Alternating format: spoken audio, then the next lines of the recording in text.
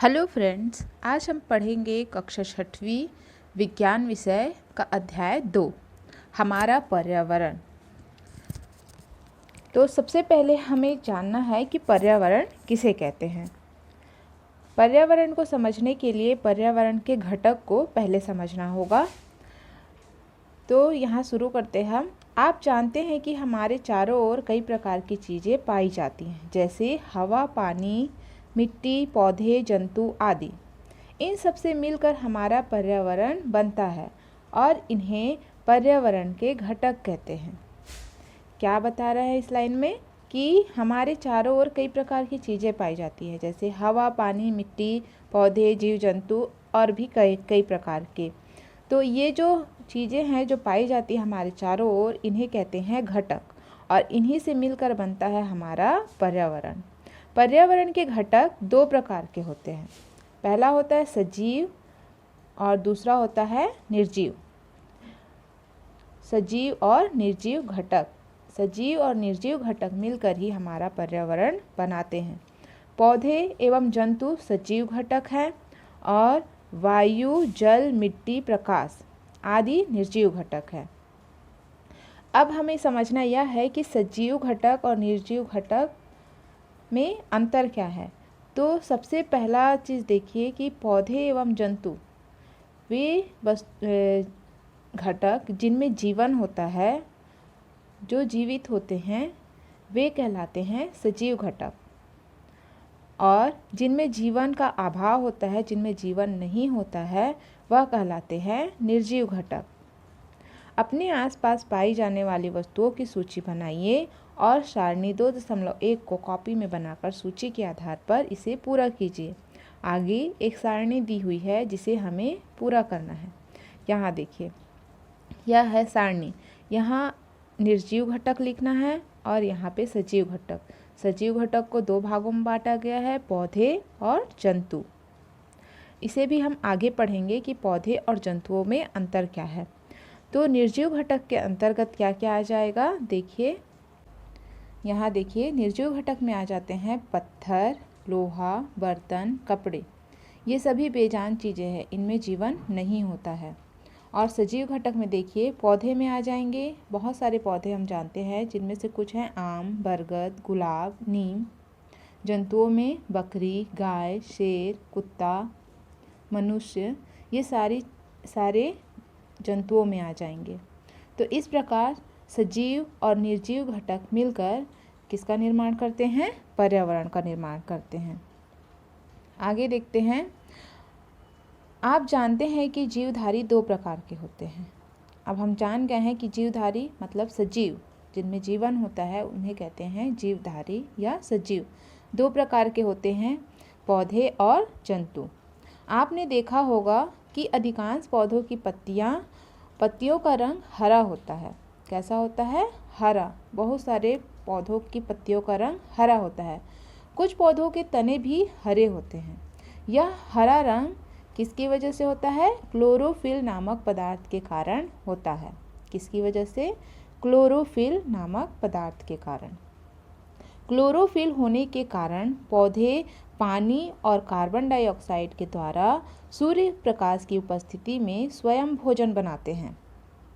किसकी वजह से, क्लोरोफिल के होने के कारण पौधे पानी और कार्बन डाइऑक्साइड की मदद और सूर्य की प्रकाश की उपस्थिति में स्वयं ही अपना भोजन बनाते हैं। वे किसी दूसरे जीव या जंतुओं को नहीं खाते हैं, अतः इन्हें क्या कहा जाता है, स्वपोषी कहते हैं। पौधे स्वपोषी होते हैं। इसे समझने के लिए देखिए इस चित्र को। ये पौधे हैं, यहाँ जड़ों से वो क्या लेते हैं, पानी लेते हैं और सूर्य की प्रकाश, धूप में वे कार्बन डाइऑक्साइड और क्लोरोफिल की मदद से अपना भोजन बनाते हैं। और कौन सी गैस छोड़ते हैं, ऑक्सीजन गैस छोड़ते हैं, जिसे हम श्वसन के रूप में अंदर लेते हैं। वह गैस कौन सी है, ऑक्सीजन। और जो हम छोड़ते हैं गैस, वह है कार्बन डाइऑक्साइड, जिसे पौधे अपना भोजन बनाने में उपयोग करते हैं। इस क्रिया को कहते हैं प्रकाश संश्लेषण। पौधे प्रकाश संश्लेषण के माध्यम से अपना भोजन बनाते हैं। इस प्रकार से ये एक और चित्र है, देखिए ये जो हरी पत्तियां है इनमें होता है क्लोरोफिल, और ये इस प्रकार से पानी उनके सभी भागों में जाता है और वे कार्बन डाइऑक्साइड जो हमारे द्वारा जंतुओं द्वारा छोड़ा जाता है और सूर्य के प्रकाश की उपस्थिति में भोजन का निर्माण करते हैं पत्तियों में और उसे अपने विभिन्न भागों में भेजते हैं। और इन सारी क्रियाओं के फलस्वरूप ऑक्सीजन गैस उत्सर्जित करते हैं जिसे हम श्वसन के रूप में ग्रहण करते हैं। पौधे भी श्वसन क्रिया में ऑक्सीजन गैस का प्रयोग करते हैं, परंतु जब वो भोजन निर्माण की क्रिया करते हैं तब ऑक्सीजन गैस छोड़ते हैं, रिलीज करते हैं। चलिए आगे देखते हैं। जंतुओं में क्लोरोफिल नहीं होता, जो जीव जंतु होते हैं उनमें क्लोरोफिल नहीं होता है, फिर वे अपना भोजन कैसे प्राप्त करते होंगे? जैसे पौधों में क्लोरोफिल होता है इसलिए वे अपना भोजन स्वयं बनाते हैं, परंतु जंतुओं में क्लोरोफिल नहीं होता, तो फिर वे अपना भोजन कैसे बनाते होंगे? कुछ जंतु पौधों को भोजन के रूप में लेते हैं। आपने देखा होगा कई जंतुओं को घास, साग, भाजी खाते हुए। ऐसे जंतुओं को कहते हैं शाकाहारी जंतु। वे जंतु शाकाहारी कहलाते हैं, जैसे गाय, खरगोश, हिरण आदि। कुछ जंतु ऐसे भी होते हैं जो अन्य जंतुओं को खाते हैं। आपने देखा होगा कि कई जीव दूसरे जंतुओं का शिकार करते हैं और उनका मांस खाते हैं।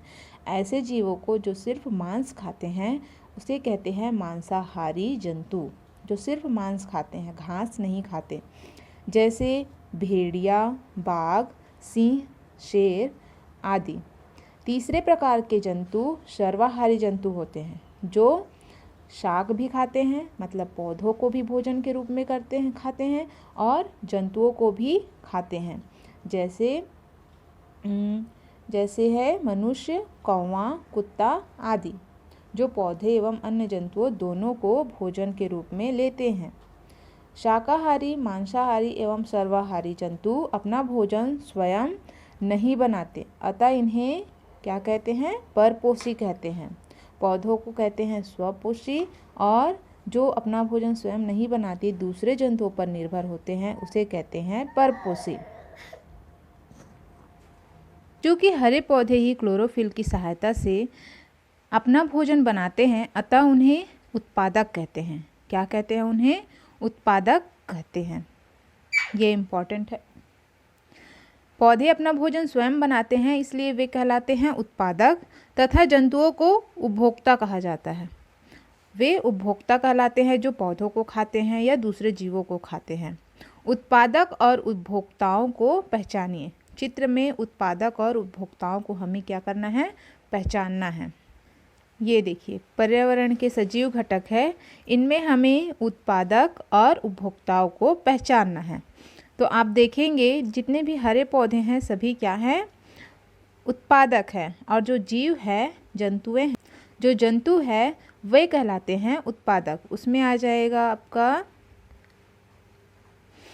आ जाएंगे हाथी, बंदर, चिड़िया, शेर, बाघ, खरगोश, हिरण, मोर, हिरण और भालू।